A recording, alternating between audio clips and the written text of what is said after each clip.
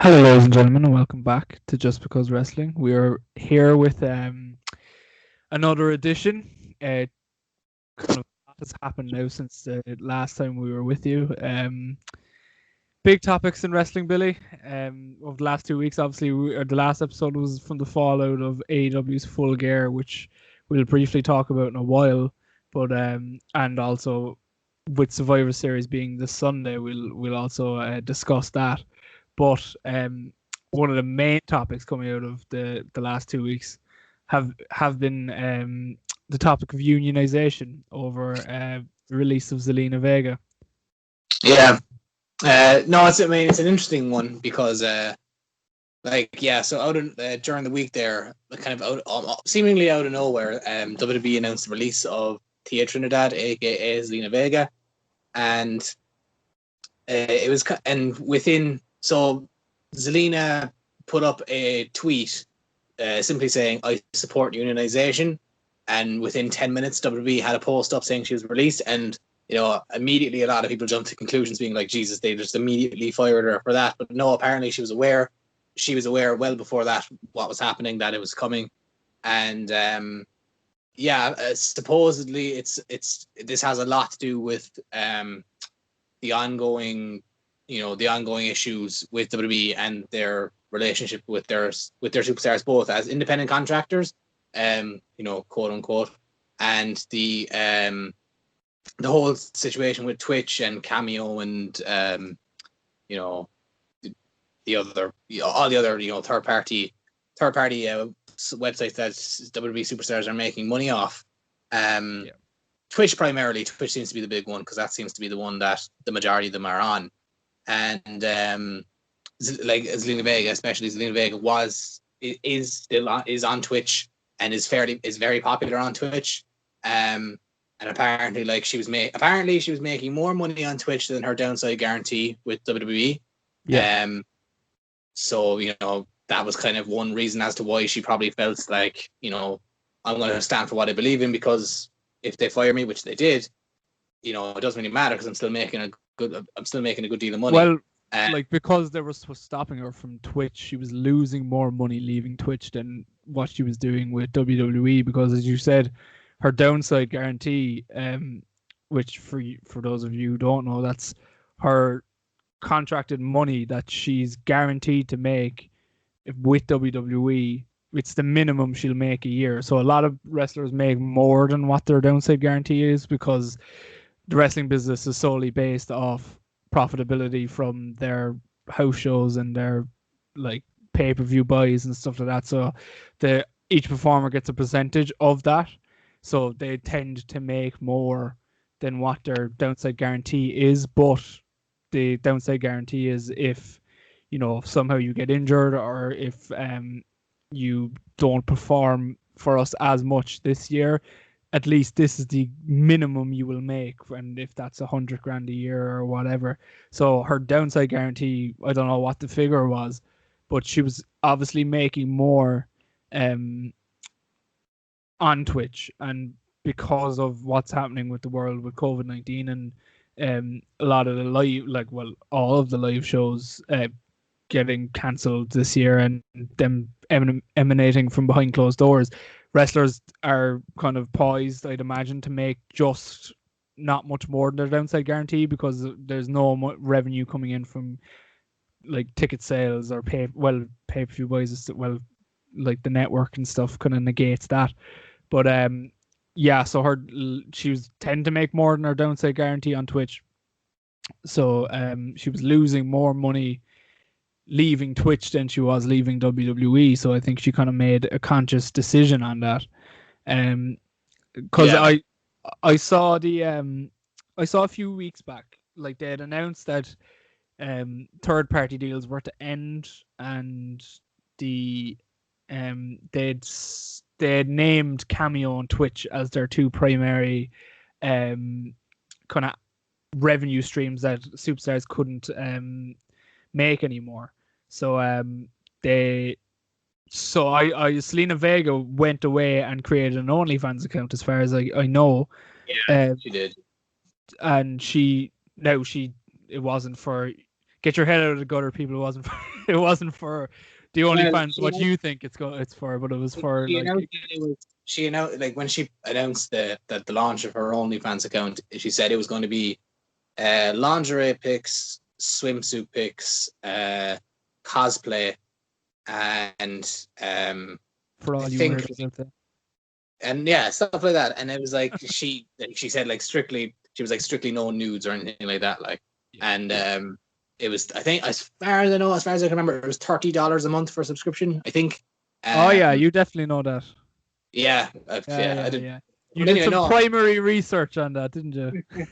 Well, yeah, like she was like, but yeah. So that was one thing, and apparently WWE didn't take too kindly to this, and Yeah, so they announced the last week now that she was released, and then her tweet about unionization came, and then it became a thing of what came first, the chicken or the egg. You know, was she fired for the unionization tweet, or did she tweet the unionization tweet because she was fired? And it turned out the latter. She was fired subsequently for her refusal to end her Twitch account and for creation of an OnlyFans account, and etc. etc. But the moving on from that, then, and I said this, I must have been about 4 or 5 episodes ago when this first came out, the whole that they're ending the third party deals and they're not allowing wrestlers to do these deals. I'd said that Vince is treading a thin line now where he is going to leave himself exposed to the opening up the unionization of wrestlers debate or the independent contractor debate, which has been a debate that comes and goes in wrestling. The last time the debate came up was at WrestleMania 2 years ago when John Oliver did that kind of piece on his show about WWE, and he explained about, kind of made it in a more mainstream attention that wrestlers actually don't get health insurance because they're not employees, or they don't get pensions, or the wrestlers have to pay their own way in travel and expenses and hotel stays mostly. And wrestlers all have to pay for that, and that's still true to this day, which a lot of people don't really know. So that's the debate of an independent contractor, that an independent contractor should be able to be just that, an independent contractor. So they should be able to take third party deals, or not be dictated to by a company as to what they can engage in and what they can't. And seemingly with WWE, that's not the case.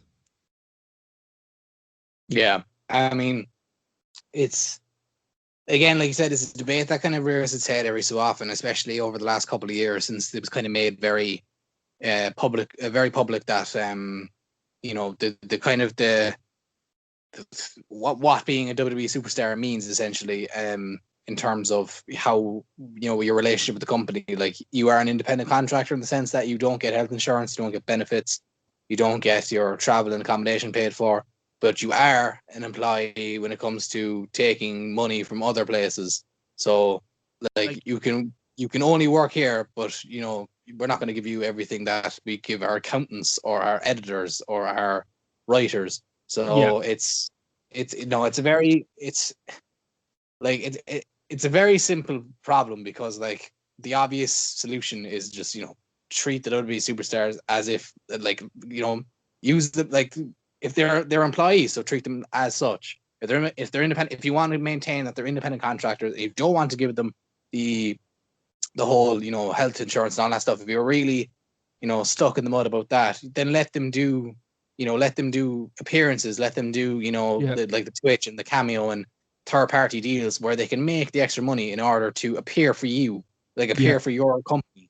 And I think that's, I know as well that, because I saw as well that, part of the reason why the third party deals were shut down was because, WWE is reporting like record profits this year due to, like, everything being cut back, and due to like house shows being cancelled, the superstars aren't traveling. They're not staying in hotels. They're not renting cars, and therefore their expenses in turn have been severely cut back. So Well, in WWE, a big aspect of their record profits as well, let's not forget, is that they did fire a lot of people in March, Yeah. because Vince still wanted to make profits and stuff like that. And they got rid of, what was it, 20, 30 wrestlers alone, and then there was some like backstage 28 employees. wrestlers. I think it was like 28 wrestlers. I think. Yeah, and it all happened within the space of a couple of hours. So yeah, let's not forget that's a big reason as to why they're still making record profits in this COVID era.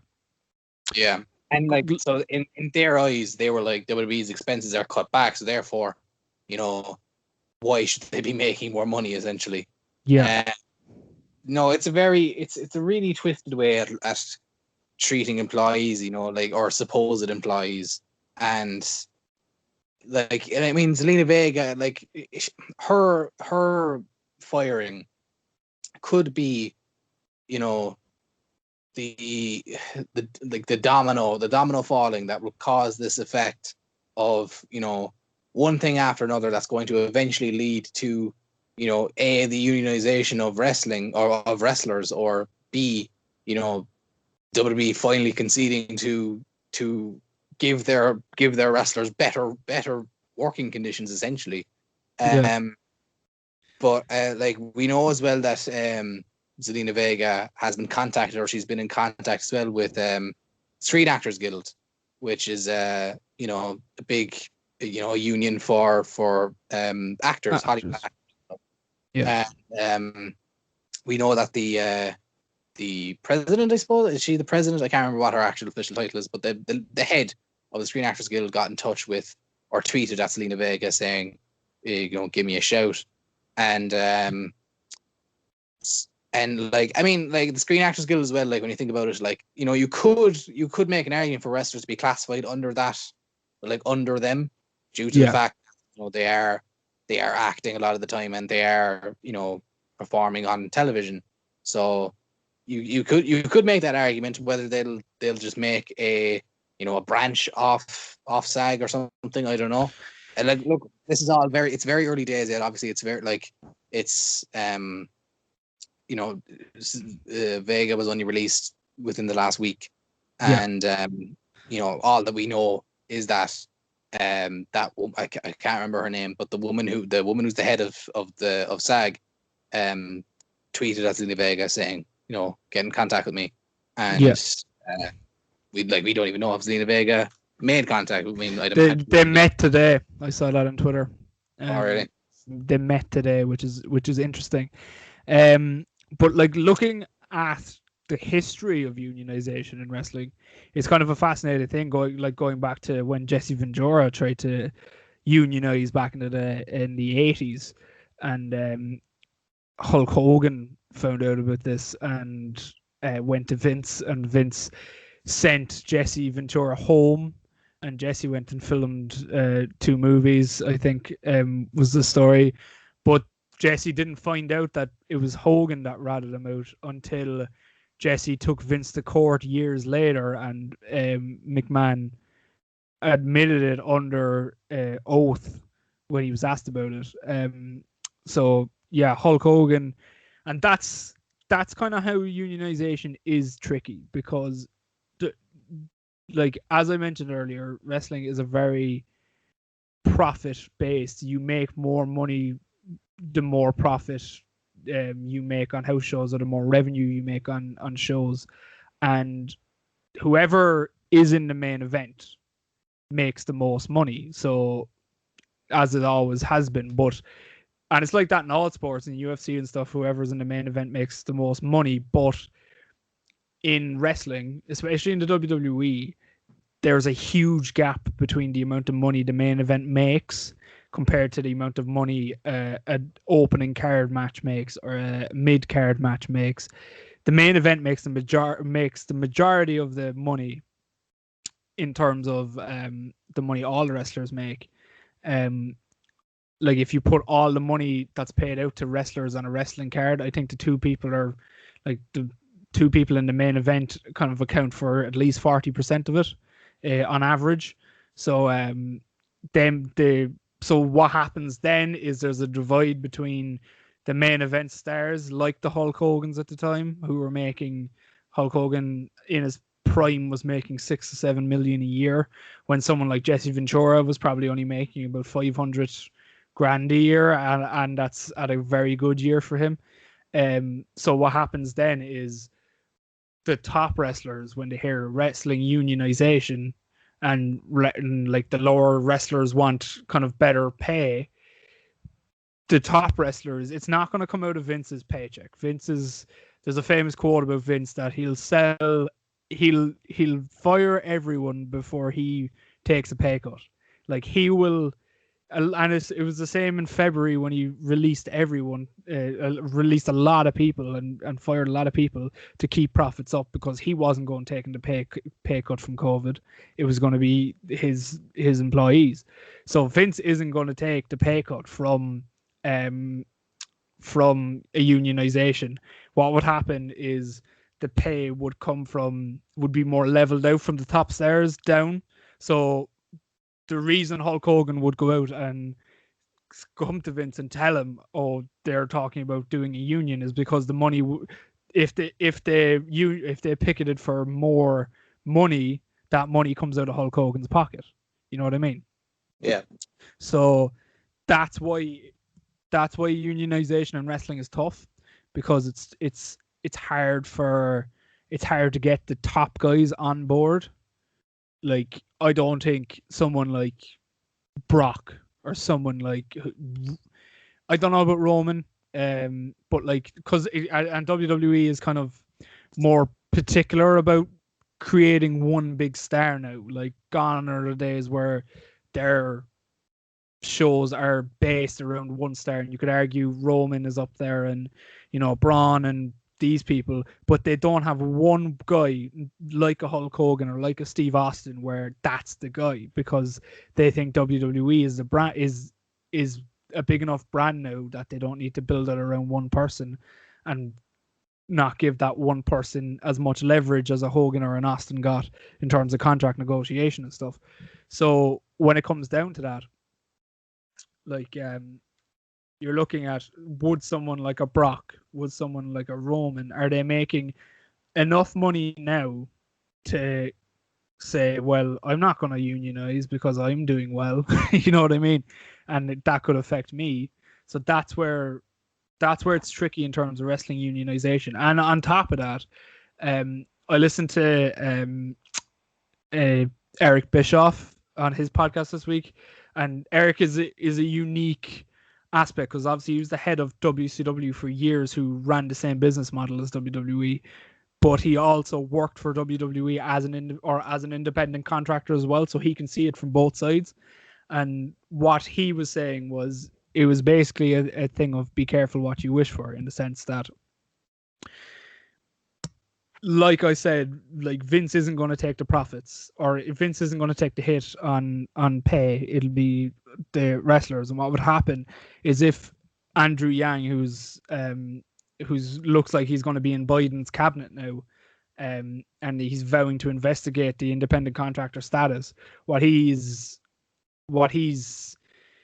saying is that WWE have been in breach of this for years, and they could accrue penalties from up to 30 years. So you're talking about WWE having to go back and pay fines to the US government for declaring their wrestlers as independent contractors for 30 years when they weren't supposed to be. So what would happen is WWE could have to pay out millions of that, and millions to the US government for that in fines. And what would happen then is, like, WWE could are down millions of dollars, and what's the first thing they're going to start to do? The same thing that they did in March. They're going to start firing people to close that gap. So, like, it's an interesting topic in terms of wrestling unionization. Sounds really, really good. And what they're doing to their wrestlers, declaring them as independent contractors, and then not allowing them to take other third party deals is wrong. But having said that, the wrestling business is so unique that it's not as straightforward as like a Screen Actors Guild or something like that, Yeah. No, I mean, I totally agree with you in the sense that, like, it's very tricky, especially with with Andrew Yang investigating, like, the backlog of potential discrepancies. And, like, I think Eric Bischoff kind of put it best where he said, like, it sounds good now, but, like, if it happens, this is what could happen as well in turn. So yes, you could all get equal pay, but a lot of you could be losing your jobs. Yeah. Or you could be getting better pay or whatever, or better benefits or whatever. And stuff. Yeah. So yeah, I mean, if I were Vince McMahon, I'd be kind of. It's also not just the WWE as well, to mention, like, every wrestling business is run that way in terms of independent contractors, even AEW. But, like, at least they let their wrestlers kind of do what they want, though. That's the main thing. Well, yeah, there is that, and they're more kind of legitimate in terms of their independent contractors. They let their wrestlers go off and do other things, which is good. And also, what's good for them as well is that they've only been around for a year. So if the status of independent contractors becomes null and void, they'll only have to pay fines for a year, rather than WWE will have to pay fines going back to the 80s. So yeah. So it looks good for AEW more so than WWE. Obviously, if you'd rather be in the kind of AEW position where you're still like an infant company, so you're still trying to, you're obviously still, relatively new, and you're trying to, if you do have to, if penalties, if penalties are issued, then, like, you're not going to be too worried, because, I mean, yes, it won't be pleasant to pay it, but, like, it could be worse. And yeah, I mean, if I were Vince McMahon, I mean, I don't think Vince is ever worried, but, like, I think if I were him, I'd keep my finger on the pulse about this, and kind of, like, I'd be very, very careful with what I do over the next couple of months, anyway, especially with the transition of Biden into the presidency, and the kind of, I suppose, the subsequent appointment of Andrew Yang into the cabinet. Because the thing is, well, I was asked about this through friends of mine who like don't follow wrestling as much, but I heard about this. So obviously they were asking me because I do. I'm the wrestling guy, but they and, like, the conversation of Vince just came up, and Netflix are producing that documentary that we talked about a couple of weeks back. But it's in conjunction with WWE, so it's going to be just kind of like a fluff piece on Vince. Yeah. But I'd love if an independent group made a documentary or made something on Vince, because, like, Vince's story is, like, in terms of any CEO of a company in the whole of the world, I don't think there's there's one that has a story like Vince McMahon in terms of what he's done in changing an entire business, an entire industry, and the good that he's done in that industry. But also, to balance that out, there is a lot of negative stories around Vince. There's stories of him like to the extent of covering up murders, and these things obviously are all alleged. There was a story of Jimmy Snuka, and apparently, like, he'd murdered his wife, Nancy Argentino, all allegedly again. The Dark Side Ring. Yeah, Ring, like, I watched it again the other day, and like, it talks about, like, how Nancy Argentino, like, Jimmy Snuka was married at the time to his first wife, and he started seeing Nancy Argentino. Kind of they met, or what happened was one of Nancy's friends was going out with another wrestler, and they kind of went backstage, and that's how they met, whatever. But you know how like Jimmy Snuka was, he was being managed by Buddy Rogers at the time. Yeah.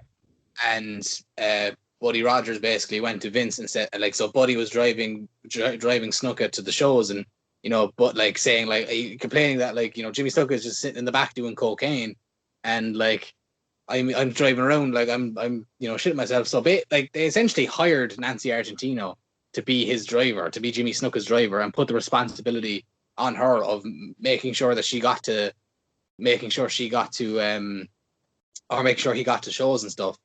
And like what was interesting was in the show they talk about there was a meeting between Vince McMahon and the local police about the discovery of the body and the kind of the circumstances under which it was found.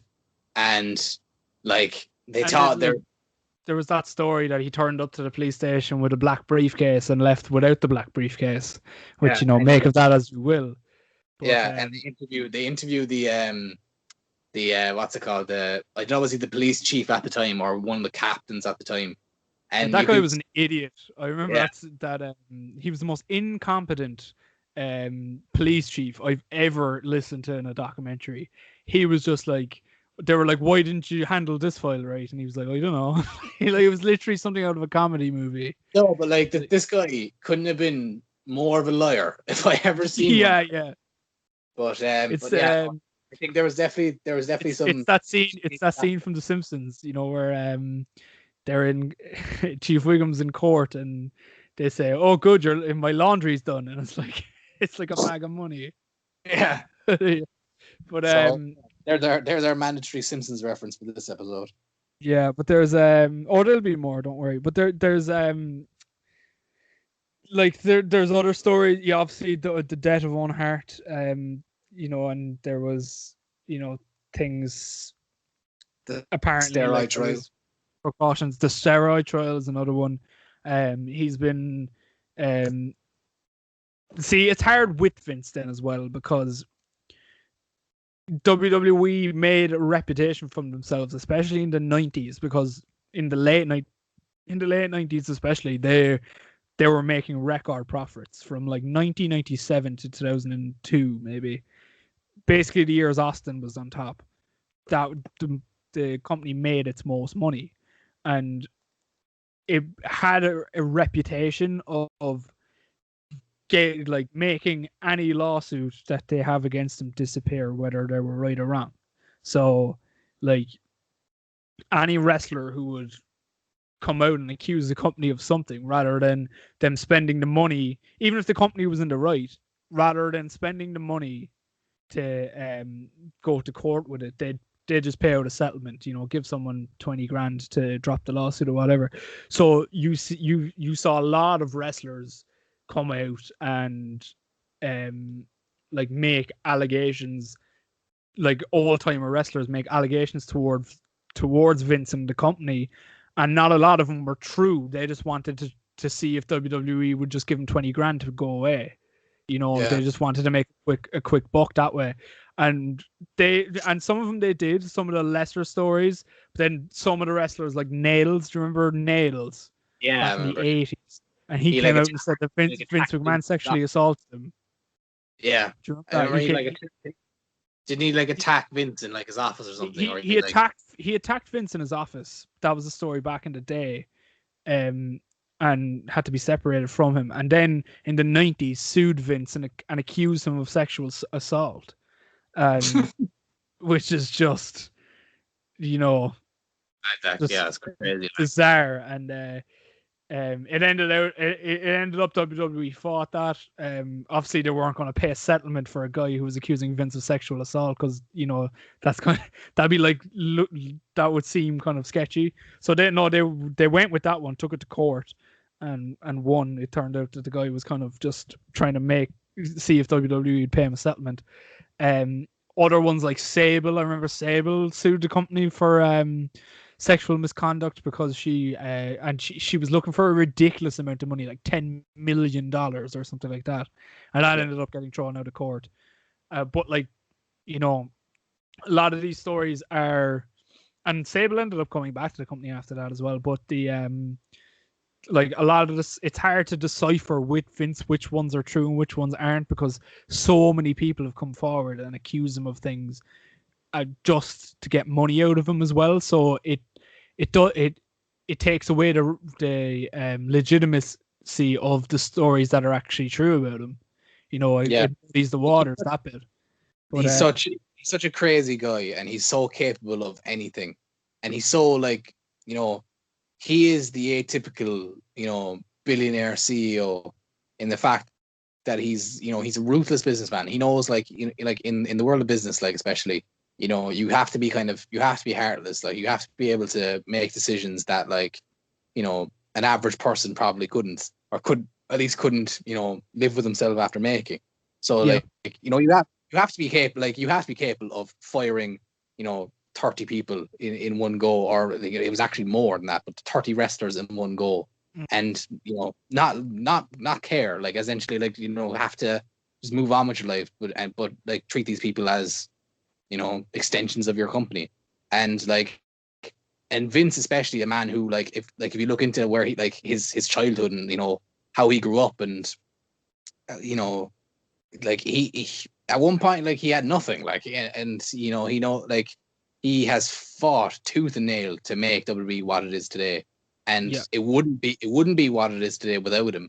And the whole the whole wrestling business as a whole wouldn't be the way it is today without him. But that being said, some of his business practices and some of the stories behind them are just bizarre as well. And he's a really fascinating character that way.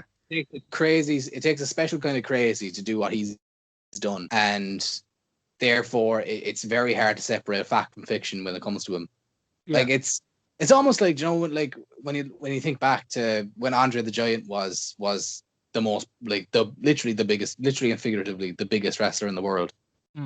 And like, Vince has gone on record and said, like, he used to promote him, and he used to say that he had like 80 teeth in his mouth, and he used to have, he used to say all these things, and it's come to a stage, like, where, like, you didn't know which actually to believe about Andre. You weren't, because, but it's a carny mentality, and that's like wrestling in its essence came from carnies, came from carnivals in the early 1900s. It came from it was shown off in carnivals, and that's where the term mark was coined, because they'd carnies used put chalk in their hands, and the guys that they think would be easily to fool or easily to invest in their games, they'd put their hand on them, so they'd have a mark on their back. So, like, they'd have like a white kind of handprint on their back, and that's when they know that, oh, that guy's a mark.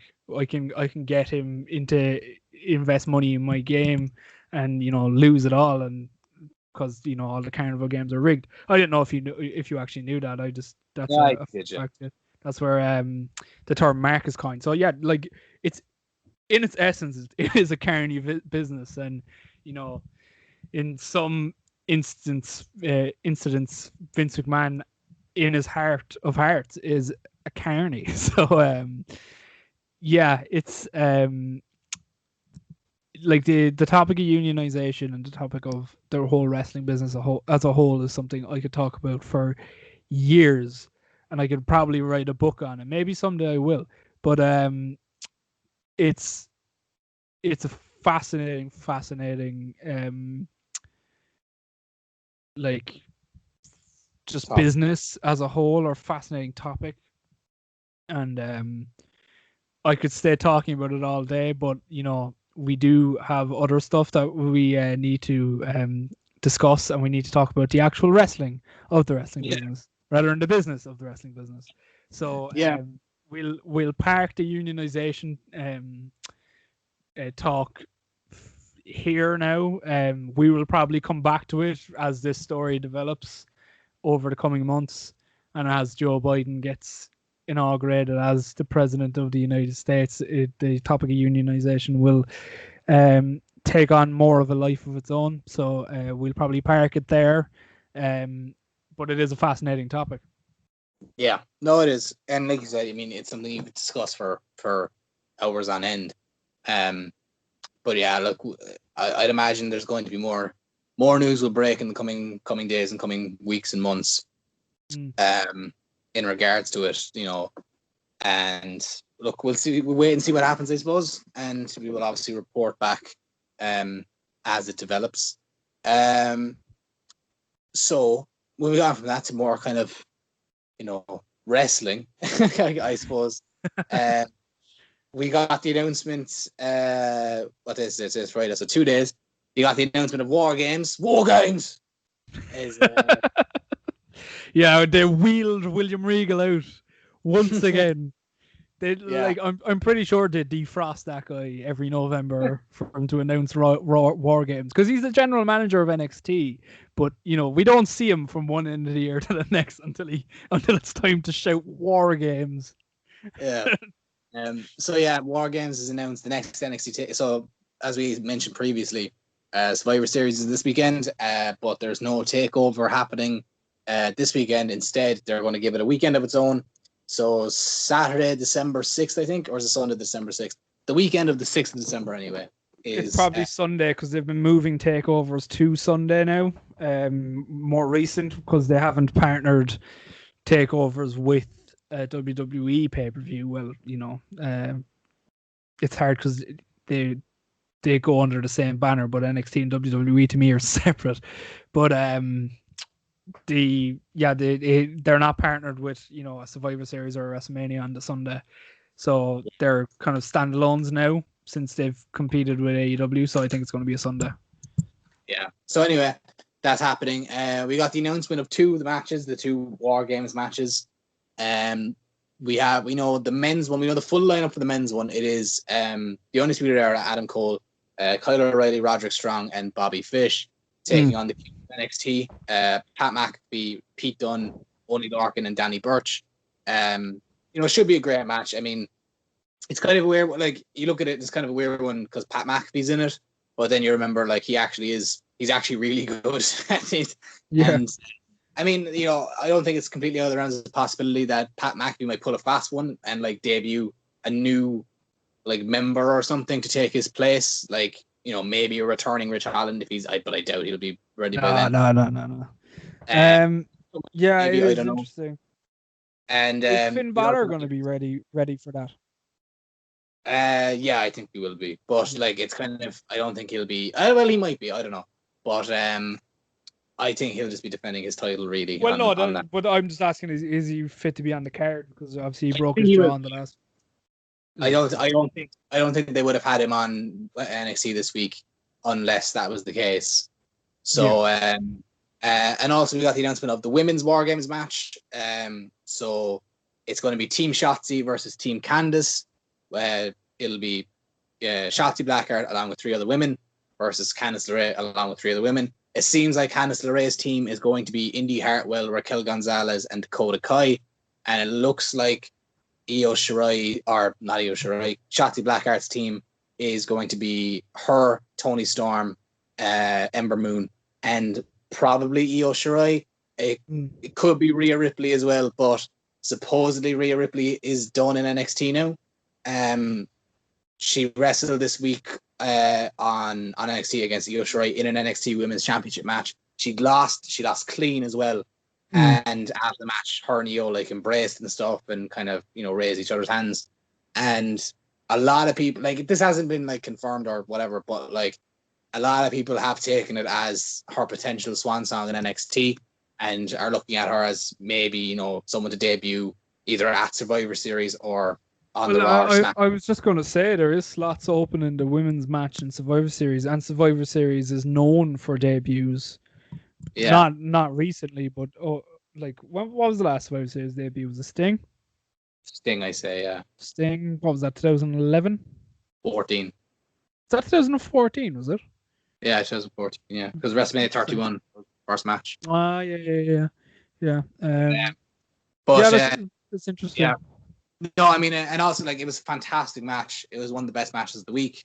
The two they absolutely tore the house down. Did you see the injury that Rhea Ripley sustained in that match? No, I didn't see anything.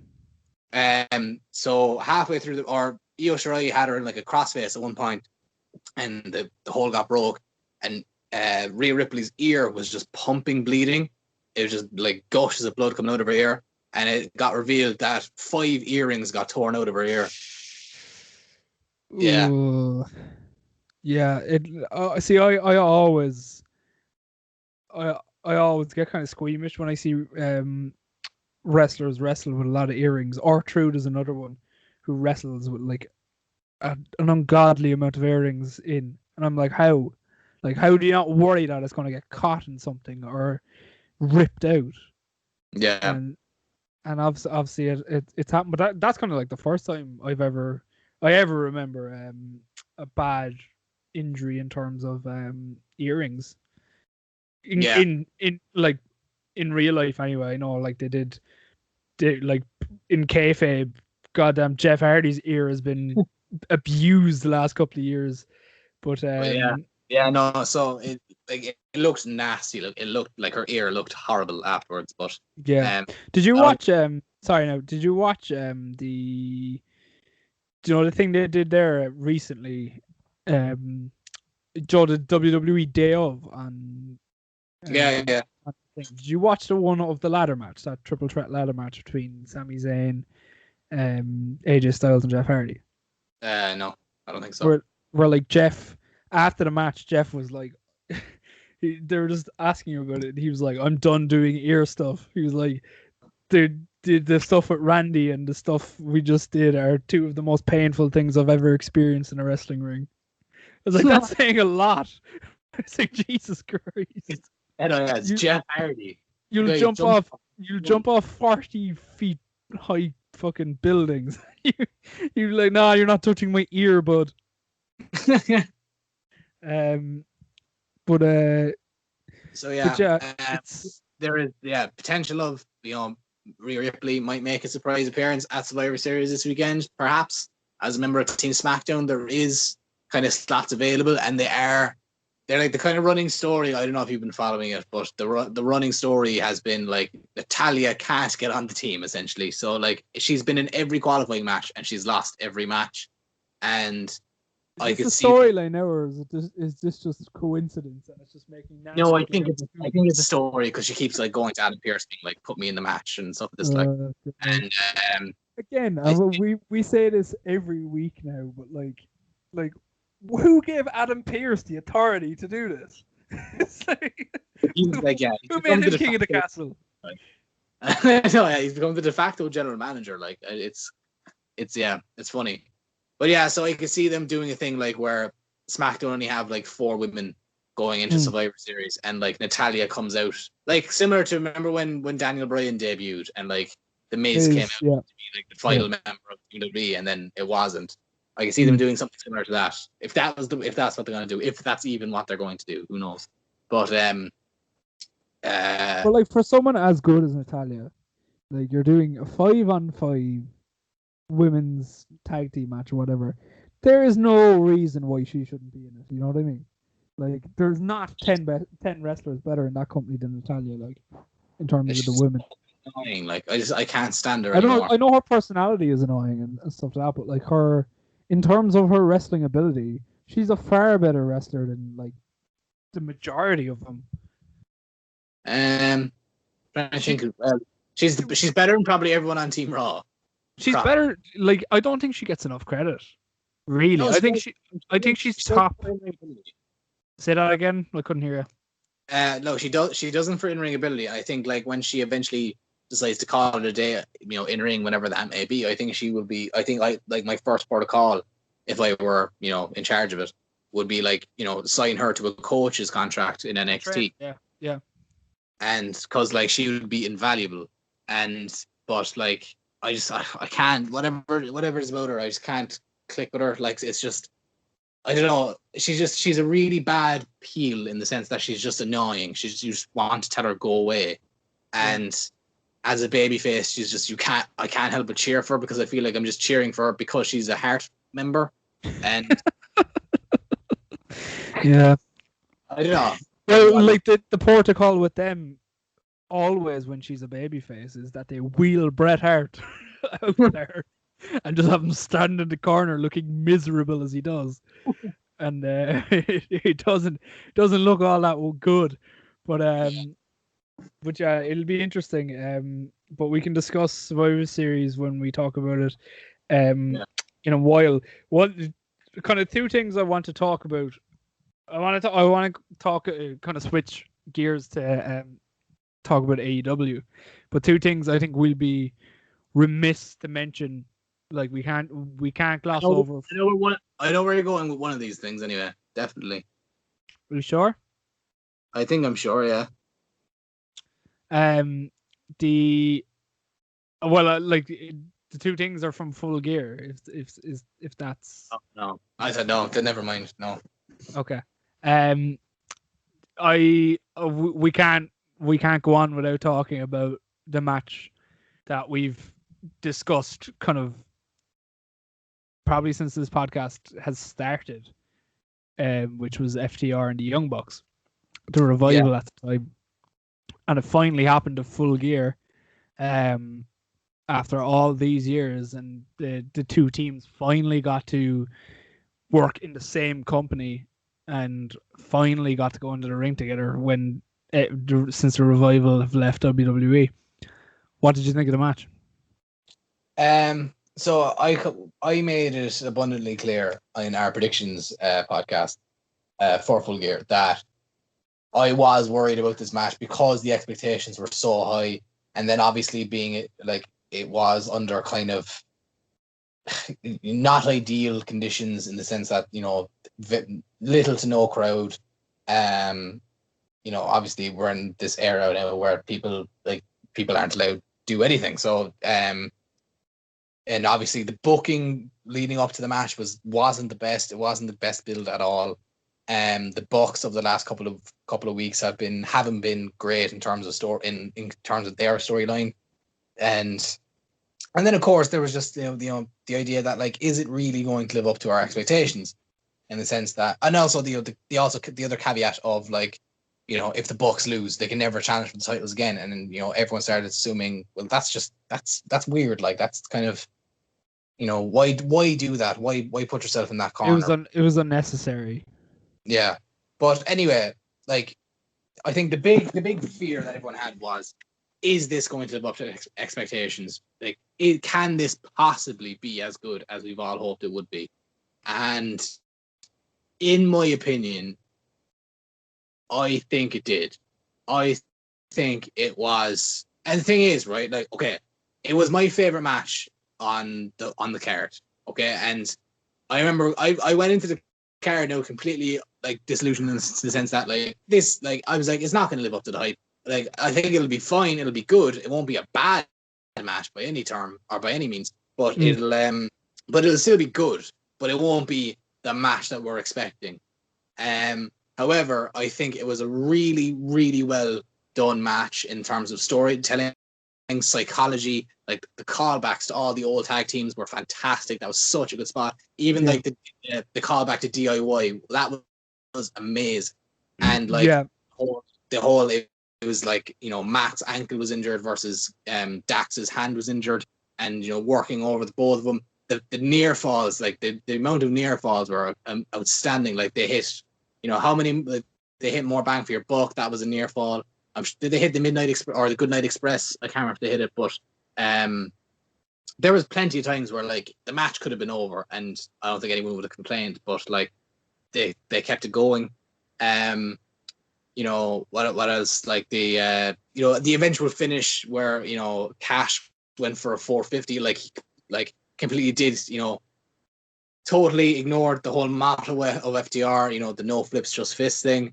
He did a flip and it didn't work. And like and the thing is, I thought it was a brilliant. Let alone that, like in terms of flips, like that was one of the most graceful flips I've ever seen. Springboard flips as well. It was such a crisp 450.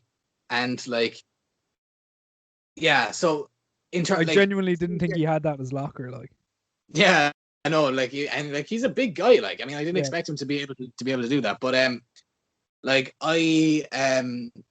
for my money, I don't know how you feel about it, but for my money, I felt like Full Gear was the best pay-per-view of the year so far. Certainly from AEW and arguably of any company. yeah, And in my opinion, that was the best match on the best card of the year. yeah. And it still feels to me that they're capable of more. I don't know how you feel about it, but I feel like we could be looking at potentially somewhere in 2021 anyway, a main event match on a pay-per-view with people, hopefully, of FTR and Young Bucks, the rematch. And like, Yeah. if they do it again, I think it has to be the main event now. Like, I had said before that like I would like this could be a main event match. And then when in the build to Full Gear, we kind of talked about it, and I was like, no, I don't feel like the build has earned it the main event. I feel like it definitely should be a marquee, but not on the main event. But now I feel like after the match, I think you have to make it the main event the next time they wrestle, whether Yeah. it's and it should be on pay-per-view too. I think the way this is going to go is that maybe the next pay per view or sometime down the line we're going to get the Young Bucks and FTR again, and like you said, it's going to be the main event. And but this time they're going to have Tully Blanchard won't be banned from ringside, and FTR will pick up the win from there. And I think then the blow off will be inside the steel cage. I think that's the way I see it happening because it's very old school, and I Yeah. think that's the way they want this to go. So I reckon that's my prediction as to how it goes down. But it could genuinely be a year program. Like I don't think the blow off is going to happen until Full Gear maybe next year, or all out next year. Yeah, no, it could be like genuine. Yeah, no, But I agree with you. it was like you're right in everything you said there. It was a fantastic match. It's up there in terms of match of the year. It's in terms of like, especially for tag team match of the year, it's definitely up there. Obviously the Young Bucks and Paige and Kenny is another one, and there were two different styles of matches. I just love watching the FTR wrestle. I think I love that style where it's very tactical. It's very keep keep the Like opponent in the like cut the ring. Yeah, keep the opponent in the ring on your side so he can't get to his thing and build to the hot tag. I love that aspect of tag team wrestling, and nobody do it better than FTR. So it is like, granted, we did say the build up, like I would have preferred to have seen the build up where the Bucks were just purely babyface going into it, because they worked as baby faces once the bell rang. So why not? Like, I didn't like the whole thing of them having super kicks and super kicking Tony Schiavone and stuff like this. But that being said, it did live up to the hype. It was a fantastic match, and I agree with you. I love the finish of like FDR finally getting sucked into the emotion and getting sucked into the occasion and going against everything they stand for, and doing a flip, and that ending up costing them. So like, that is a great story to tell, and I'm looking forward to seeing where they go from there. So yeah, I'm interested, and I'm looking forward to seeing the rematch, which is a testament to how good the first match is anyway. And so yeah, I can't wait to see what happens with those teams. Another thing, the other kind of main one I wanted to talk about was Moxley and Eddie Kingston.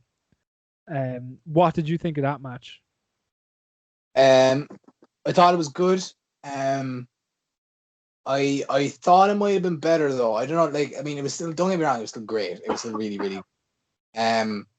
But I had it in my head that it might have been just a bit more Violent. I don't think brutal, but like I thought it might be a bit more brutal. And I like I agree because I had the same feeling. I think my thing about it was um it ended, with everything that went into it and everything that um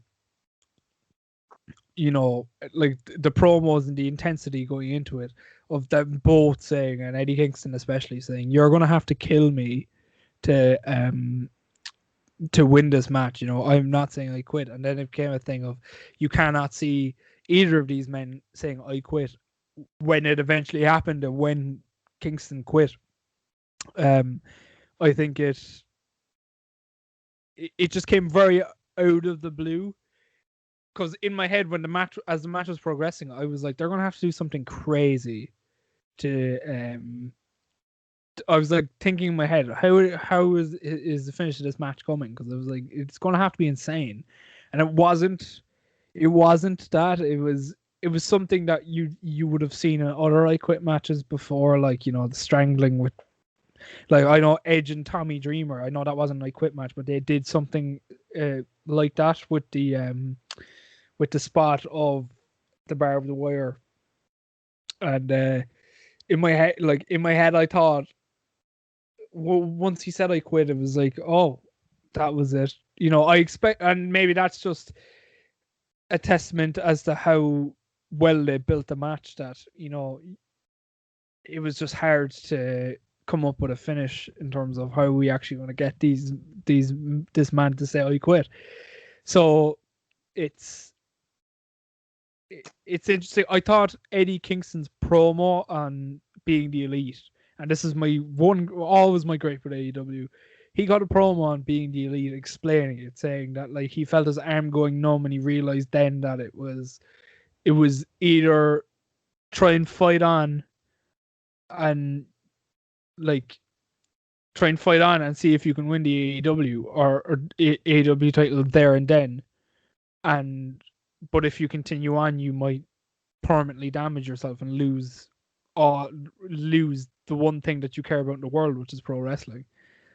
I that was an excellent promo. Always my gripe at AEW. That should have been on Dynamite. He should have been saying this on Dynamite rather than on a fucking YouTube show that a quarter of your audience watches. yeah, So yeah, I thought it was a good match.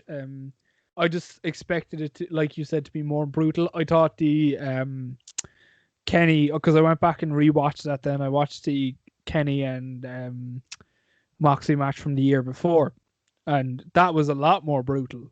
They did mouse traps and they did glass and stuff like that. And I was expecting Kingston and Moxley to go one step further than that, and they just didn't. yeah. You I know, think, and the thing is, like, it still was a really good match. it well, And no, like, it was. I think and it's like, just the victim of expectation. yeah, it's almost like the inverse of the Bucks and FTR match. Like the build was so good for this match that was it capable of crescendoing, in a way that fit the build. Yeah. In a way, like, you're almost better off having a kind of average build, so therefore people's expectations are never going to be too high for the eventual match. But But like when see, it's a catch-22 then, because when you don't yeah, when because you then people build a go, match like that, then there's less hype going into it and there's less yeah, interest. I know it's a very tricky situation. It's a very it's a very sweet thing to do. Well, like and it's a very particular kind of formula. It's very rare now in wrestling that you get a match with a perfect build and the perfect match to finish it off. It's very, very rare, and more often than not, it's rarely organic.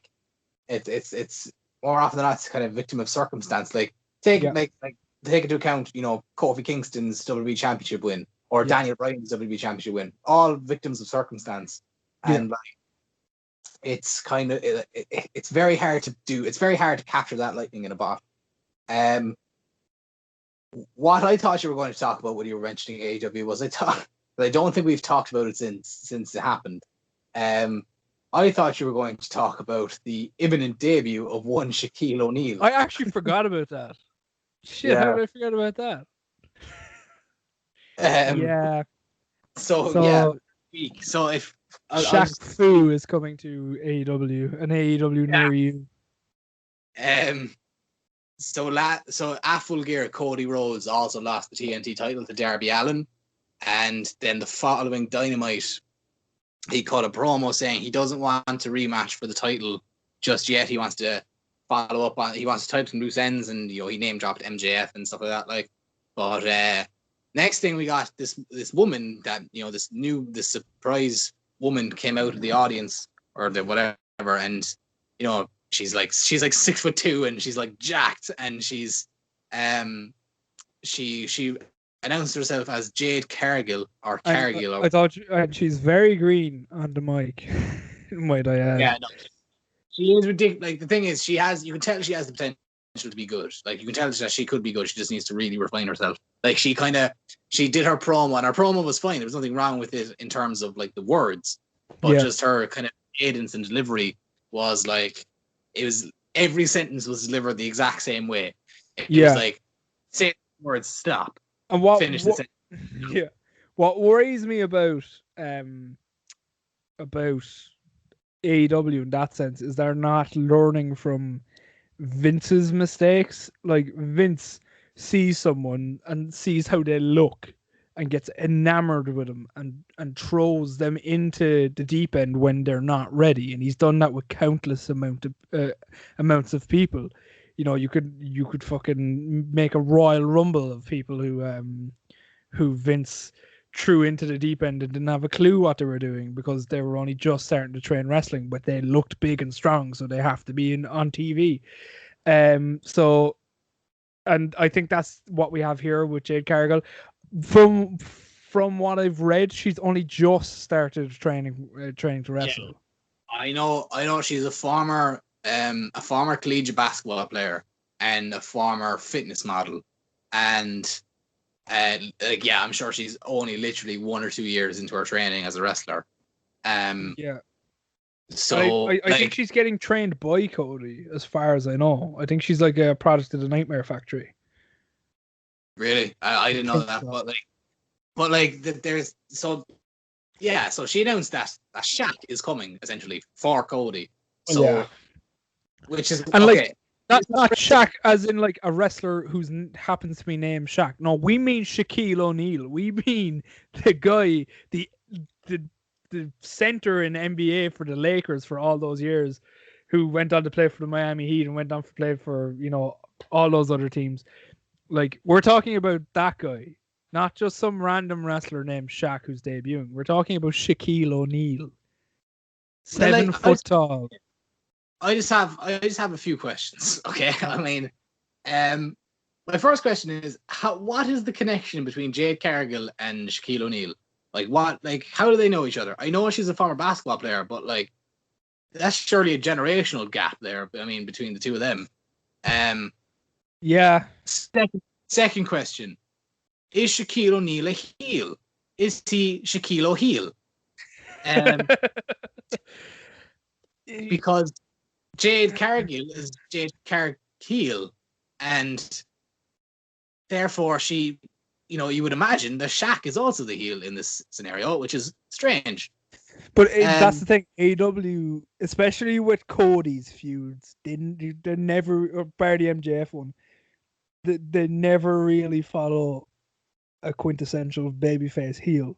Like, if you watched Cody wrestle Darby Allin, Cody was the heel in that. He was being all cocky, and he was the same against Orange Cassidy, and then it's weird then because when the match is over, he's being all baby face again, and then it's just very, very strange. And so yeah, it's interesting. I like, and also, right, it looks like we're heading into it looks like Jade Cargill and Brandy Rhodes are feuding with each other now as well.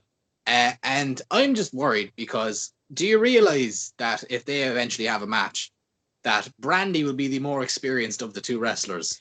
I think it's going to be a mixed tag. I think that's where this is heading. Even still, a mixed tag with Cody Rhodes and then Brandy, Jade Cargill, and Shaquille O'Neal, who have probably a combined wrestling experience of about 5 years. And like 4 of those are Brandy. Yeah, do you know what I mean? So I'm worried for that match. Let's be honest. Like, don't get me wrong. Okay, so a lot of people were complaining about this online when it happened. Don't get me wrong. I'm intrigued for it. I mean, I want to see it. I want to see it because I just want to see it.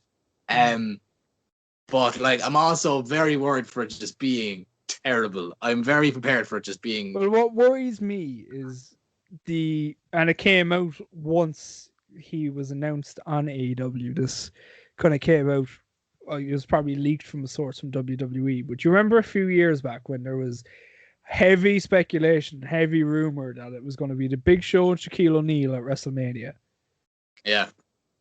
So apparently that match was supposed to happen, and they got they got Shaq down to the PC, the Performance Center, had him come into the ring, and they tried to work out some stuff with him and just go through the general basics, and he did a physical and stuff like that, and they deemed him too out of shape and too like inadequate to wrestle. They said like that it's just not gonna work, and these were like the top trainers in NXT or top trainers at the Performance Center, like the best of the best that WWE have in terms of trainers. They said, "Well, this guy can't wrestle," and like that. It worries me to think how bad he is when they've given the green light to people who've been terrible. They've given the green light to other celebrities to wrestle who have been awful, like Snooki or like fucking name another. I feel or Tyson Fury. They gave him a green light, and like they and they deemed them good enough to step in a ring, and they were terrible. So God only knows what it takes for them to say, "Hold on, no, you can't go into a ring." So Yeah. like that worries me when it comes down to that they wouldn't let Shaquille O'Neal wrestle. So now AEW are going to let him wrestle, and it's I don't know. I'm worried for that. Look, we'll see. We'll wait and see what happens. But I'm worried for it. I'm intrigued, but I'm worried. Um, yeah. Will we move on to Survivor Series? I suppose. yeah. Right. So we'll just run down the card. Like I said, I don't know if I said it before we started recording or after we started recording, but the two big men's versus men and women's elimination matches. There is some because we're recording this on Friday. SmackDown is tonight, and there's still some slots to be filled on the SmackDown side of things. So, Which is ridiculous. Us, yeah, so you'll forgive us if we're a bit kind of, bit lost. So we'll start things off with the first of the champion versus champion matches. It is the battle of the mid-card titles with the United States champion Bobby Lashley representing Raw, taking on the SmackDown side of things in Sami Zayn, the Intercontinental champion. Who did you have and why? Weird heel versus heel. Yeah. Like, I don't know, to be honest with you. I just get bad kind of. I don't know. I kind of get bad memories of Bobby Lashley and Sami Zayn, just given that awful feud they had about a year ago. So I do not want to see this, but like that was actually about 2.5 years ago. What was it? It was. I think it was Lashley's first feud after he came back. They did the whole sisters thing, and it was terrible. It was terrible. But anyway, Sammy put up a tweet actually about it. Sammy tweeted to being like something about like remember the last time we wrestled or something like that, and he put up a picture of the three sisters and stuff. Kind of, a self mockery kind of thing. Like, but it was It was funny, like it was kind of funny how they referenced how bad this used to be, or was anyway. Yeah. So I'm gonna go Lashley, just given that the Hurt Business are a big thing, and Yeah, just look at him. Look at him next to Sami Zayn. He should be beating Sami Zayn. So yeah, I'm gonna go Lashley. yeah, I'm going Lash as well for the exact same reason, in the sense that like the Hurt Business are a big deal at the moment. I think we are building to the Hurt Business eventually. Now, I don't know if they're going to hold all the titles, but I think that Cedric and Shelton will probably take the Raw tag titles soon enough, and that Do I you think think? will. Yeah, I think so. Yeah, I I think think they they will. beat the New Day. Yeah, I think they will. Yeah, Interesting.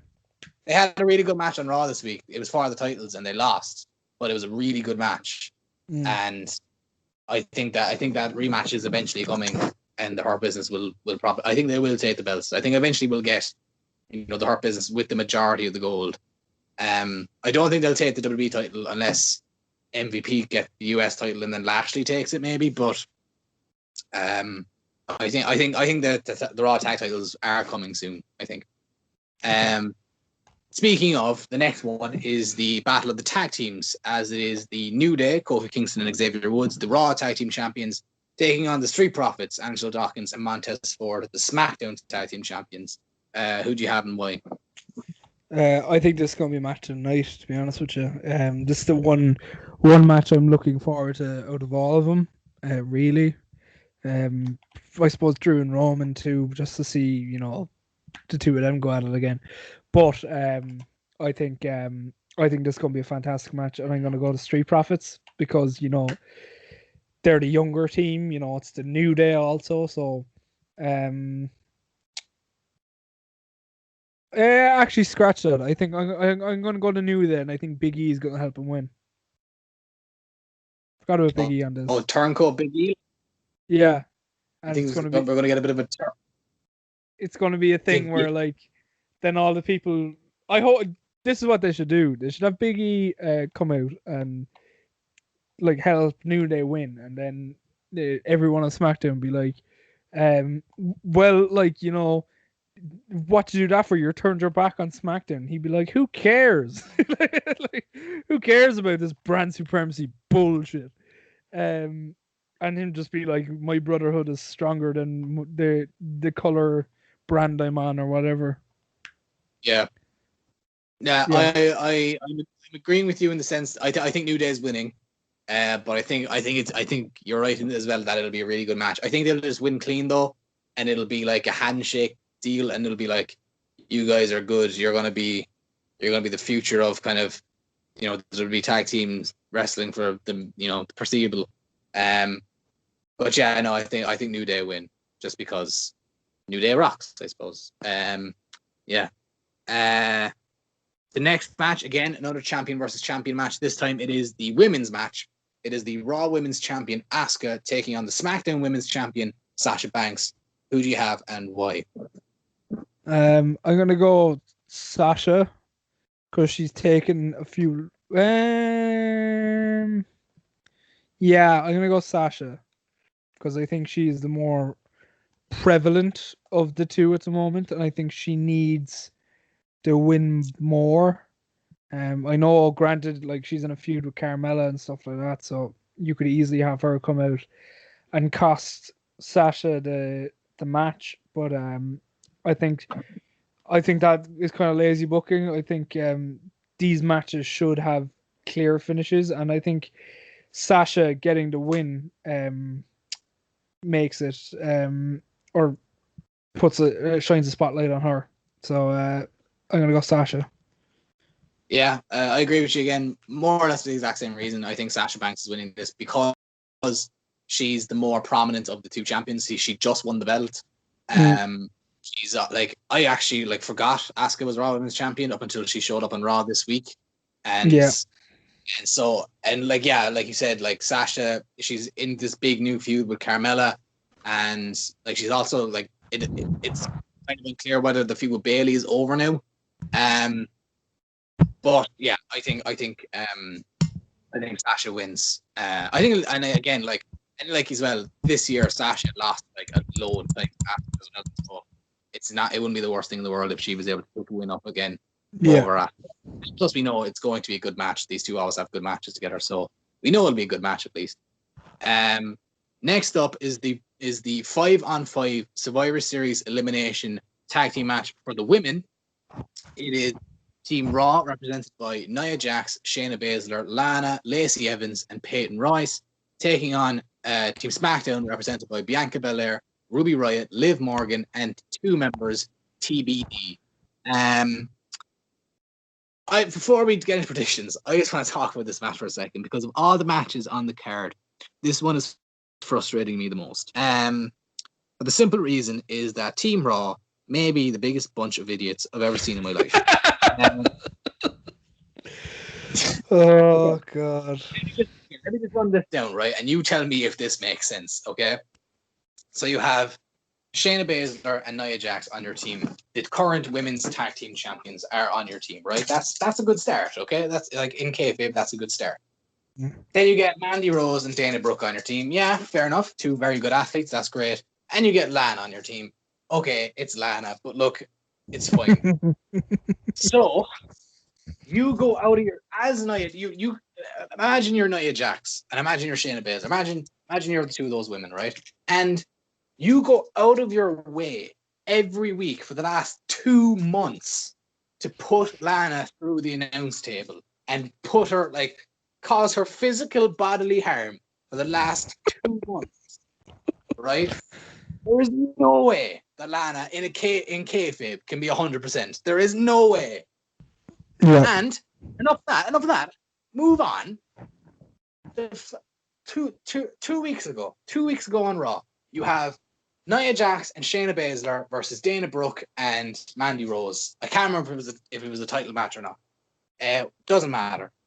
Nia Jax throws Mandy Rose out of the ring. Mandy lands hard on her shoulder on the apron. It's unclear whether it was a botch or not. It doesn't really matter.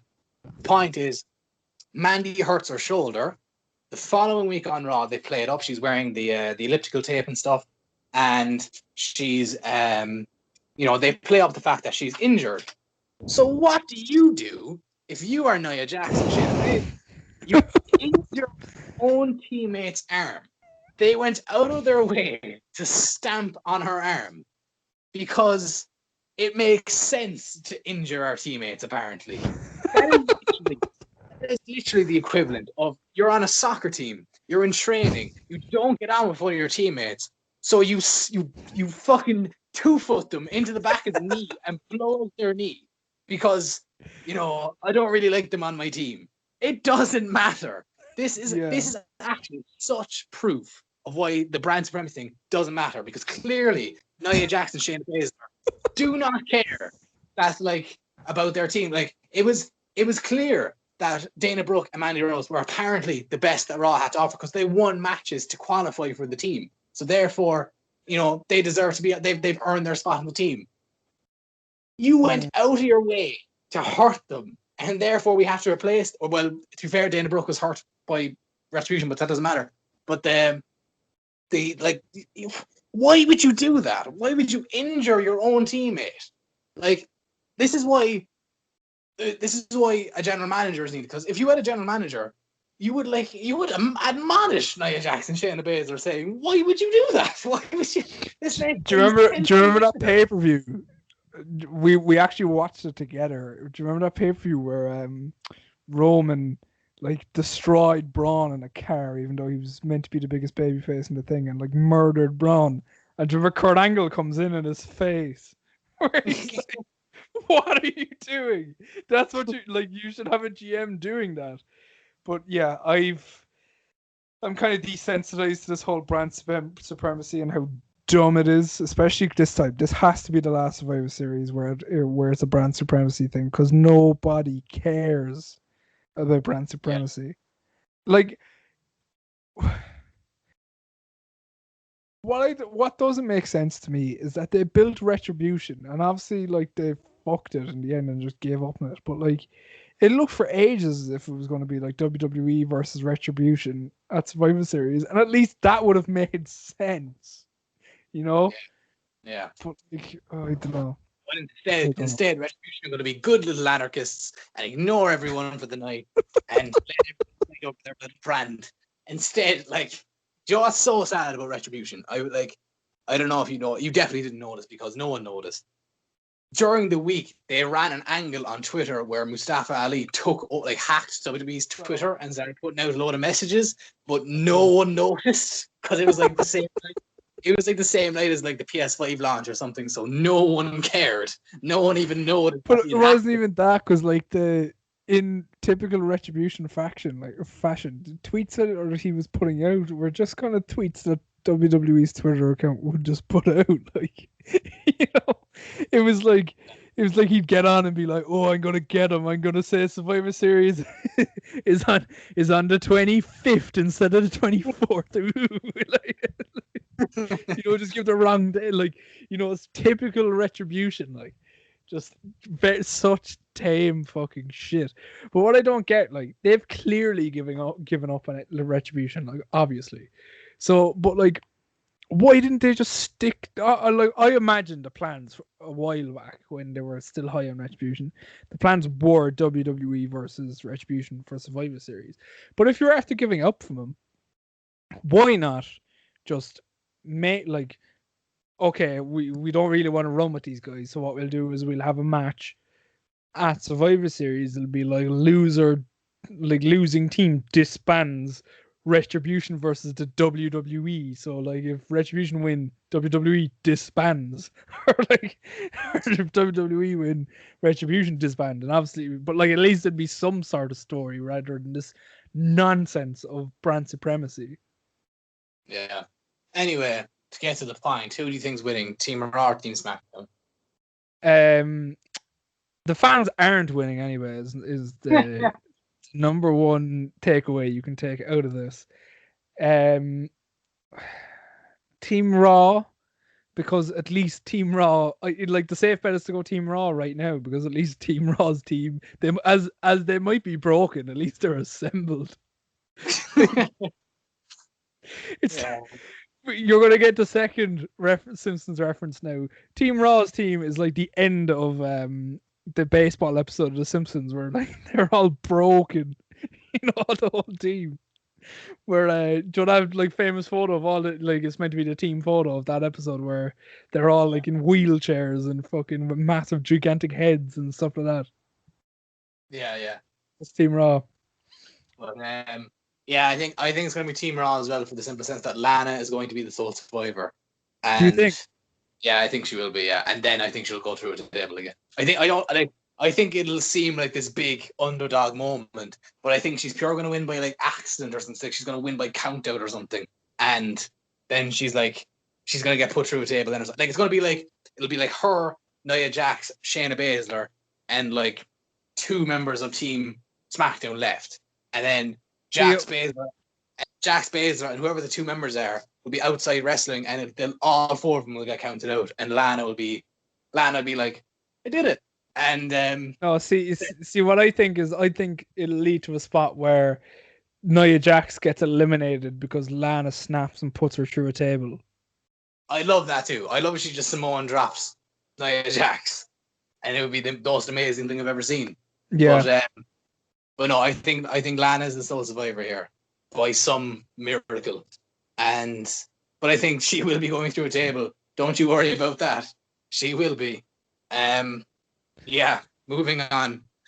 Move on to the men's 5-on-5 Survivor Series elimination match. It is Team Raw. AJ Styles, Keith Lee, Sheamus, Braun Strowman, and Riddle taking on Team SmackDown, which is Kevin Owens, Jey Uso, King Corbin, Seth Rollins, and one other member to be determined. The apparent rumor is it's going to be Big E. Who'd you have and why? I picked Raw for the women, so SmackDown for the men's. That's the only thing I can give you here. Again, who cares? Really? Is there one fan coming into this pay-per-view being like, "Oh my god, I can't wait to see who wins between SmackDown and Raw"? No. Really? And if the answer is yes, and there are people out there, let me inform those people: you are fucking losers. You are losers. Reevaluate your life choices. But anyway, SmackDown. Yeah, I'm going SmackDown as well for two reasons. One, Jey Uso is there, and he's part of one of the best storylines going in wrestling at the moment. So I can't see how he's going to lose. I could see him actually being the sole survivor, to be honest. And no, I think that's more too babyface. I could see them losing and Roman like beating the shit out of him again. Yeah, maybe. But reason number one, and the main reason why I'm not picking Team Raw, is they lost this week in a 4-on-4 match cleanly to Retribution. The team that can't beat Retribution is the team that can't beat anyone. Okay? That is the reason that they are losing this match. There is no way. Did you see Cultaholic's prediction in the pitches video? They said that I started it, but I didn't finish it.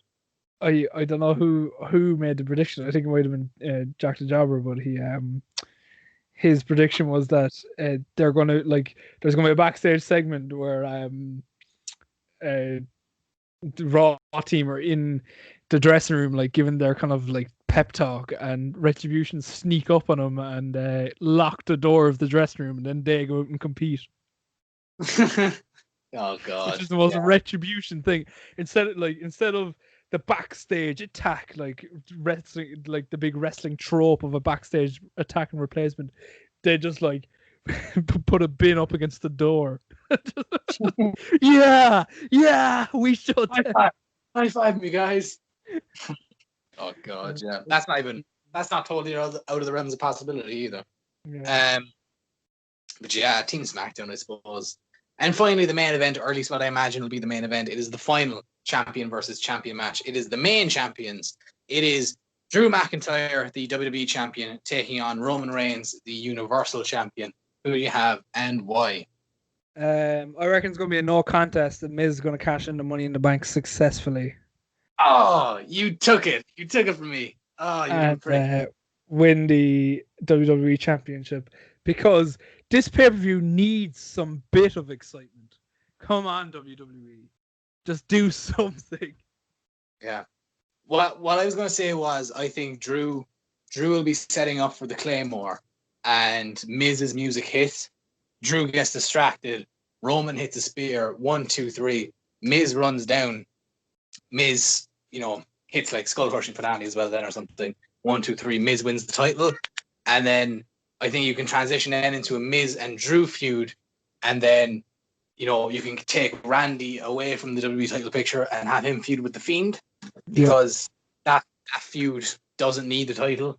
And I'd like to keep the title away from The Fiend for the meantime anyway. So, I agree. I think The Miz is cashing in. Yeah, I think he is.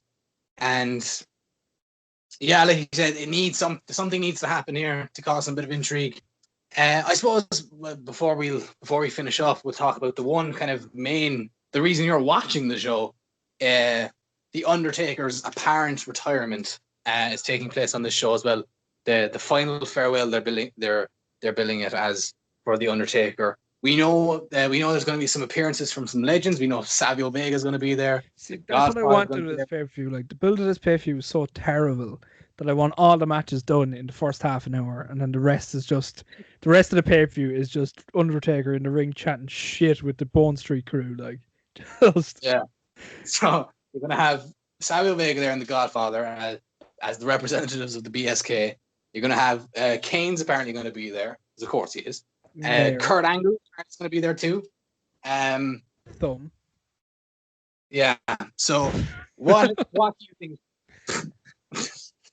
What do you think is going to happen with the Undertaker's retirement? The main question I'm asking is, do you think this is actually going to be the Undertaker's retirement?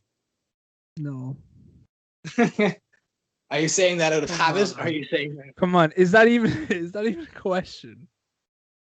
Look, Come on. It happen sometime, but I don't think it is. I don't think it is. Come on, they still have a contract for 10 more Saudi Arabia shows. He signed a lifetime contract. He is contracted to 2055 or something. He's contracted till he's like 80. But Yeah. I mean, Taker, if this actually was the Undertaker's retirement, they would have been billing it up way more. Surely, there would have been. Well, I know, because I disagree with that, because I think they've built it a lot. Like the amount of content they've put on the WWE network just this month alone around the Undertaker is fantastic. Like it's been a month. It's been a month of the Dead Man has been the kind of branding towards it, and every day they've released something new about the Undertaker, including two very, very good documentaries that I'd recommend anyone to go and watch. Which number one is the Paul Bearer, the Mortician documentary on the network. It was actually a very, very good documentary, and the Brothers of Destruction one that aired last week was incredible as well. Yeah, I watched the Brothers of Destruction one. Right, I haven't seen the Paul Bearer one yet. The Paul Bearer one is really good. Go watch that. The Brothers of Destruction one is really good too. So they've done the Undertaker's best match tournament thing on in the bill or on social media. No, I think they're making it a big deal. I just don't think it's going to be his last match. I don't believe that he's going to be retired, because once crowds are back up and running, and once international travel is allowed, that Saudi prince is going to want Undertaker on his card, and he's going to want he's also going to want Yokozuna, so you're going to get Babatunde or whatever.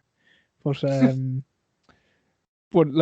so I don't think this is going to be it for Taker. I still think we're going to get Taker Sting at some point. I still hold. What is that? So do you actually think that'll happen? In Saudi Arabia, yeah. But Sting's not even under contract anymore. So got that Saudi money. Give up the ghost here on this one. That match is not going to happen. Come on, like 2 years ago. Hold on. 2 years ago, would you have said that Goldberg and Taker would have happened? Not necessarily. Goldberg and Taker was more likely, because at least both of them were still wrestling. Okay. 4 years ago, would you have said DX versus the Brothers of Destruction would have happened? No, I definitely said. Yeah. So Saudi Arabia creates miracles. But at least Shawn Disneyland for bad wrestling. It creates dreams. Working with the company. Yeah, but Sting's not under contract with anyone else. They could easily sign him again. You have to remember as well that when Shawn Michaels wrestled, Shawn Michaels is like 53 or something. Sting is literally an old age pensioner. He's actually technically an old age pensioner. So, if Shaq couldn't get cleared by the WWE to wrestle, I'm positive Sting can't get cleared. The man is old. He's an old man. He's saying he's been saying in interviews that he can wrestle again, and that he's been told that by doctors. So of course he's going to say that. How many wrestlers do you know that have adamantly admitted to the fact that they can't wrestle anymore? It is the number one. There is a few. Like Mick Foley has admitted that he can never wrestle again. There has been wrestlers. Not for lack of trying. Well, yeah, I think he takes WWE's concussion test twice a week to see if he can get back in the ring. Yeah, but, Mick Foley was cleared in the morning. He wouldn't be out wrestling straight away. Yeah, I'd be wrestling Eddie Kingston. Wrestlers can't quit. It's just wrestlers are addicted to wrestling. It's a very hard thing for them to give up. And for the longest, for as long, and we're nearing the 100th episode of this podcast. We've been doing this for nearly 4 years now. You never learn your lesson in telling me, "Oh, that's never ever going to happen," because you've said that to me at least 8 times on this podcast, and you've been proven wrong. Definitely not 8. There was a couple of instances. episode 2 it started because you were like, "There's no way the Great Khali is going to return on this pay-per-view," and lo and behold, Okay, time. One watch time it. that happened. No, not one time. There was you told me there was absolutely no way Charlotte was going to beat Asuka at WrestleMania that time. All right, well, at least that one was a bit plausible. But You like, said you said most recently you said there was no way Becky was going to beat Shayna at WrestleMania. all right, did That you just happened. keep a record or something, or did you write these things Well, down and print them and keep them on yeah, your wall for yeah. reference? You told you when we did our predictions for who was going to be champions in a year's time in like 2 years ago. You laughed at me at the thought of me saying PCO was going to end next year as Ring of Honor champion, and he did. All right, just because your best friends know what PCO doesn't mean you can just throw it on my face. I don't think we actually even talked about that on the podcast that you got me a PCO cameo for my birthday recently. Yeah, I did. Which was a delight. But yeah, like you're just not learning your lesson in the sense that Yeah, and I will refuse to learn my lesson because Sting is not going to wrestle ever again. I'm certain about that one. Sure, he was supposed to wrestle Bubba Ray Dudley at the Ring of Honor show in Madison Square Garden, but he just couldn't get out of his WWE contract. Was he? Yeah, that was the original because it ended up being Bubba and Flip, but the original idea was a hardcore match between Bubba and Sting because for his long career that he's had, Sting has actually never wrestled in Madison Square Garden, and that was going to be the kind of storyline going into it. But obviously, he couldn't get out of his WWE contract, so Interesting. But yeah. So yeah, and that wasn't that long ago. That was like 2 years ago. So yeah, Sting could get out there, and even at that, I don't think Vince cares about the actual in-ring quality of a match in Saudi Arabia. Once the Saudi prince is entertained by the build-up to it and the spooky entrances, that match of course could happen. Right. If it does happen, I'll eat my hat. But for now, I'm convinced it's not going to. So yeah, that's been Survivor Series. But no, hold on. Let's talk a small bit more about Undertaker because if this is the end of the Undertaker, we're not going to end the podcast his retirement podcast just arguing about if he's going to wrestle Sting for the rest of his life. But for someone who's wrestled with a company for 30 years and someone who has been synonymous through all the eras. When you talk about Hulk Hogan, he was in that era, obviously the Attitude Era, and all the way up to now. It's a pretty, like, I don't think we'll see a career like it again. Yeah, I mean, like, the Undertaker is like, he feels like a once in a lifetime talent in the sense that, like, no one would probably ever have the longevity that he had and the kind of the ability to capture an audience in the sense that he did. And the thing was, like, when you look back over the eras of WWE, you look back when the golden era, Hulk Hogan was on top. You look back to the new generation era where Bret and Shawn and Diesel were on top. The Attitude Era where Rock and Austin are on top. Ruthless Aggression where Batista and John Cena and Triple H were on top. And kind of the PG era then where, you had various kind of people on top then. Like, the one common denominator amongst them all was The Undertaker. Like, The Undertaker appeared in all of them. And despite never being, quote unquote, the top guy, he was the top guy. Like, The Undertaker, a lot of people, is the final boss of WWE. If you like more, he's the godfather of WWE. He's been kind of coined that phrase for a long time now. He's the godfather of the locker room. He's the leader. Yeah, like people covet a WrestleMania match with The Undertaker more than a championship match at WrestleMania, and like and for a few lucky people, like, that was one and the same. But like, The Undertaker, if this really is the end of The Undertaker, which it is hard to believe because there's been so many instances where it could have been, like he leaves behind a legacy that is really unrivaled. Like no, like I said, no one's had the longevity in the sense like no one's been around like 30 years. 30 years. Like he's been around, as in like he's at least done something notable every year for the last 30 years, and like I mean, you could watch, like, you can make countless movies on or documentaries about, with just clips of the Undertaker. Like you could make, and like you can make a movie about the Brothers of Destruction. You could make a movie about the Hell in a Cell match of Mankind. You could make, you could do a whole documentary on the Ministry of Darkness. You could do a whole documentary on the American Badass. You could do like a whole documentary on the Shawn Michaels feud and the Triple H feud. Like you could do so. Like the Undertaker has been such a cornerstone of.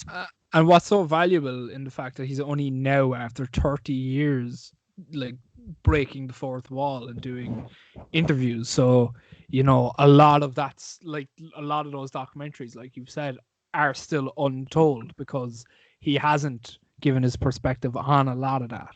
And, like before he was signed to that fucking ridiculous lifetime contract, there was that rumor that he was start a podcast with Conrad Thompson in the same format of Conrad's other 50 million podcasts, and which would have been fascinating because you're getting the Undertaker's perspective on these like pivotal events in his career and his life, and it's been the first time ever where he's given any perspective on anything, and we're starting to see that now in the network content. But I hope that something along those lines does happen with him in the future, a podcast of some sort or something where he's doing more media and or more documentaries and stuff like that, so you can hear like his perspective on things. Like I see the makers of Last Dance are currently producing a Steve Austin documentary, like it's going to be kind of the same format as Last Dance, but someone needs to do that with the Undertaker as well. Yeah, and like as well with the Undertaker, he's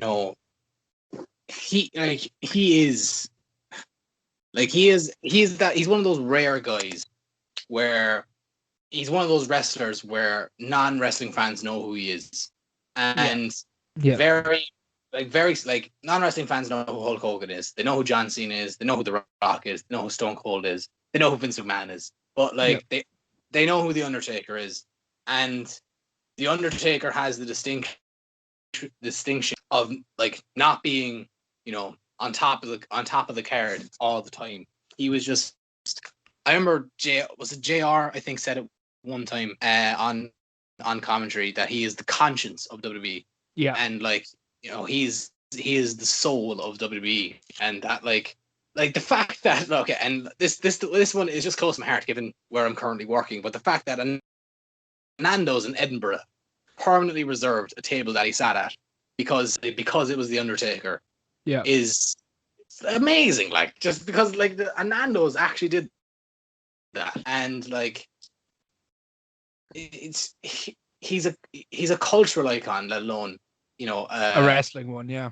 He's a wrestling icon, he's a pop culture icon who, it's very rare that you get those in professional wrestling, and not only that, because we have gotten them with Hogan, we've gotten them with Austin, we've obviously gotten them with Rock and Cena, but like with the exception of Rock, maybe, can you see, or have they done it as long? Like was Austin a pop cultural icon for 30 years? Like no, you could argue he was a bigger pop culture icon than the Undertaker for a short space of time, but I'd make the argument for Hogan. I think Hogan's the only one that you can make that Hogan, like, at this time, at this day and age, Hogan Oh yeah.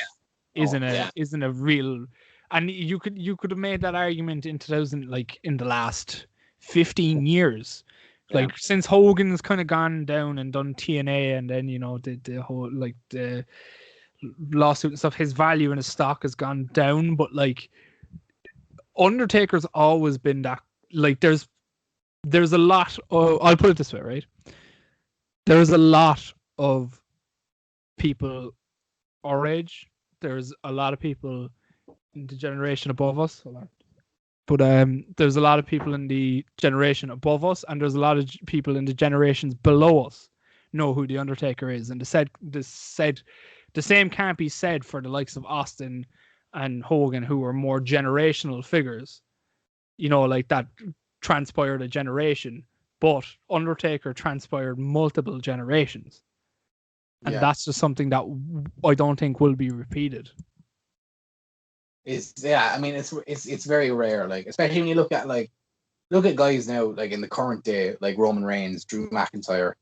Like, are they going to kind of permeate the wrestling atmosphere and kind of enter, and enter the minds of like non-wrestling fans? More than likely, no. And like, it's he is such, like that. We keep saying it, an icon of pro wrestling and of pop culture. That like the fact that he could be done, that this could be the end. I mean, we can't say it is definitely because it's the Undertaker and because this has happened now a few times, especially over the last couple of years. But if it is, and it seems likely because of he's breaking character a lot now when he's doing stuff that he never would have dreamed of doing when he was fairly regular. Like it's a crazy feeling, and the fact that like we could be living in a world, we could be waking up Monday morning in a world where we will never ever ever see the Undertaker wrestle again.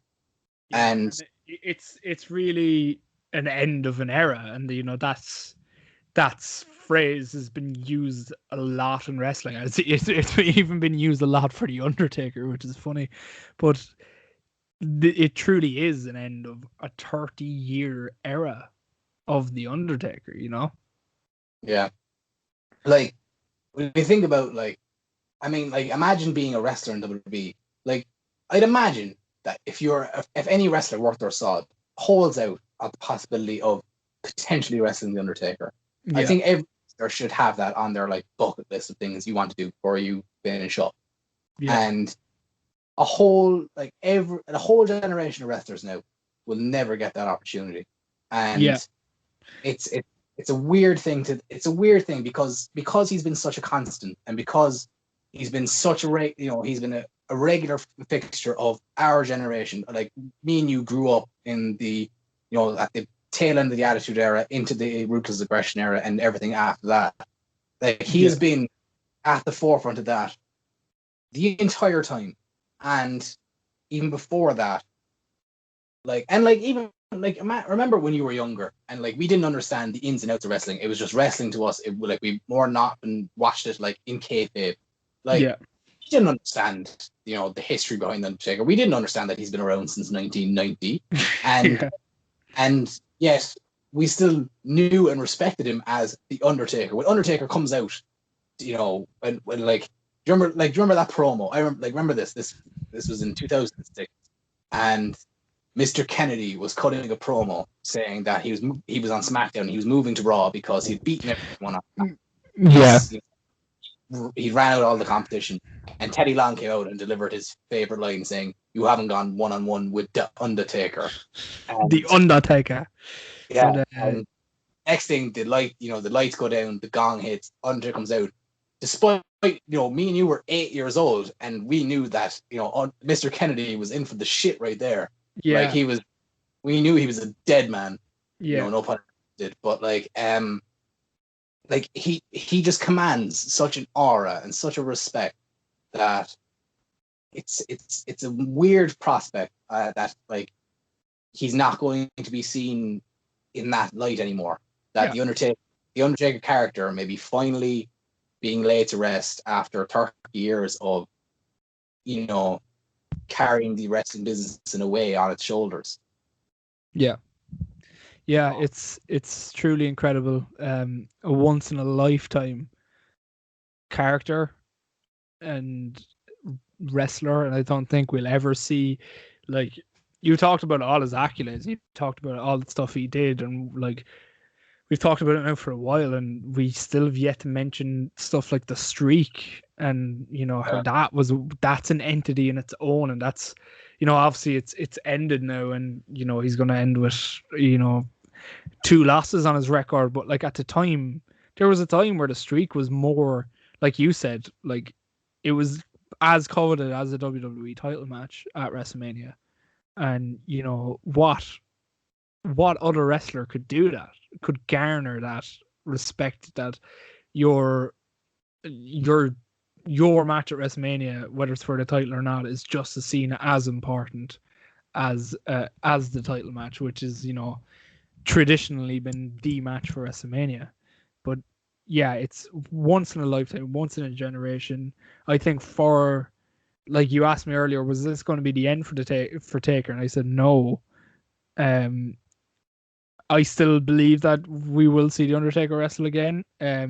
Not that I want it. I think the Boneyard match at WrestleMania was one of the.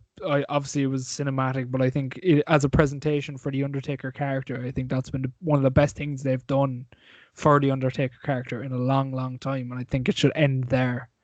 And I hope it ends there. And I hope this is the end of such a great story from the last 30 years.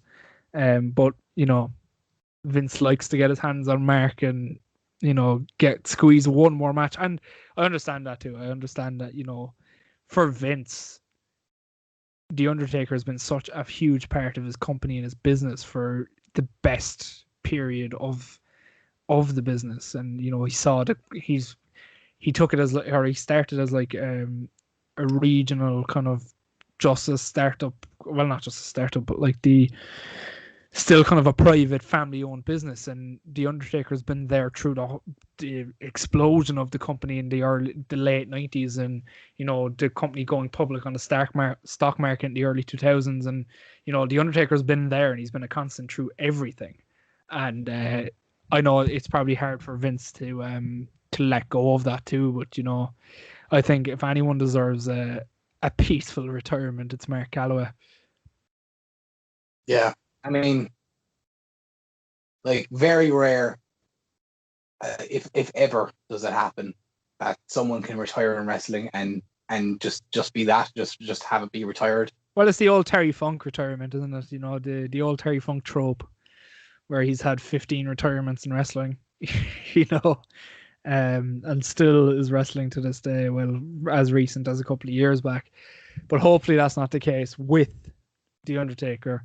He's teased retiring a couple of times, but he's never fully announced that this is it. And now he's doing that, and I hope he sticks to it, because he deserves to. And he's still going to be a member of that company. He's, as we said earlier, he signed till like 107.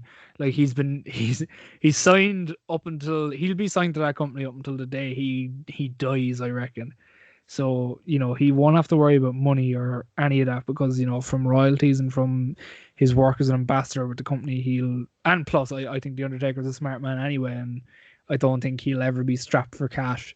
So, yeah, it's obviously going to be an interesting watch on Sunday, and see what they do to honor such a unique and to honor the best character ever produced in wrestling. Like, he is Vince McMahon's greatest creation, and he's been dubbed that for a long time, and it'll be interesting how they pay homage to that. But with that being said, and as we're coming up to the 2-hour mark on the show, we will leave it there, and we'll just let's see how it plays out with Sunday and how they honor the Undertaker. Yeah, let's pray that they do him justice, because he deserves it. Yeah. So yeah, thanks for listening. And yeah, we'll see you after Survivor Series, where we'll discuss when Undertaker is going to wrestle again. The imminent Undertaker Sting match. It could be soon. It could be Sunday. You wouldn't know. Look, we'll find out, I suppose. So yeah, thanks for listening, everybody. Don't forget to follow us at JB Wrestling 1998 on Twitter. And yeah, we'll talk to you soon. Enjoy Survivor Series and try and hold back the tears for good old Mark.